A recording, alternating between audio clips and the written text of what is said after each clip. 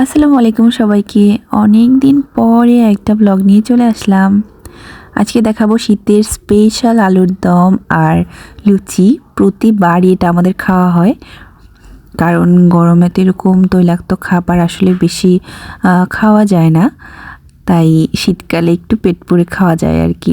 তো আলুর দমটা তো সবাই জানেই, গরুর মাংস যেভাবে রান্না করে সেভাবেই, তাই পুরো প্রসেসটা দেখালাম না, শুধু তৈরি করাটা একটু শেয়ার করলাম আর কি।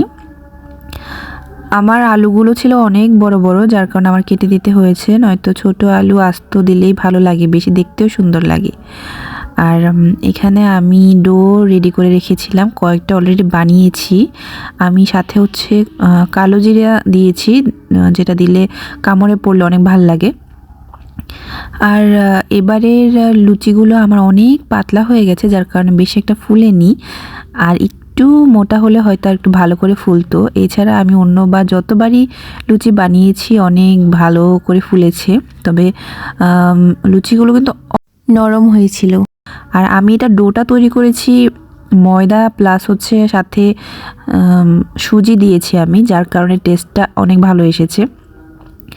সাথে দিয়েছি পাউডার দুধ, সামান্য তেল, আর হচ্ছে ওইটা মেখে অনেকক্ষণ রেখে দিয়েছি, একদম সফট হয়ে গিয়েছিল।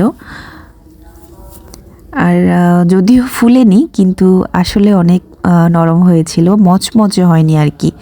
তো এই হচ্ছে আমার আলুর দমটা, অনেক মজা হয়েছিল, কিন্তু একটু ঝাল হয়েছিল।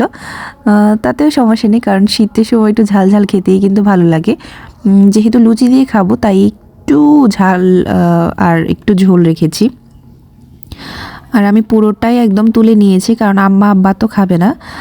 আর আমাদের বাসায় একটা জিনিস একবার করলে পরবর্তীতে দেখা যায় সেটা আর খাওয়া হয় না, পড়ে থাকে। তাই চেষ্টা করে যে অল্প বানাতে আর ওইটাই একদম শেষ করে নিতে একবারে, যাতে থেকে না যায়। তো আজকে এতটুকুই ছিল। আল্লাহ হাফিজ।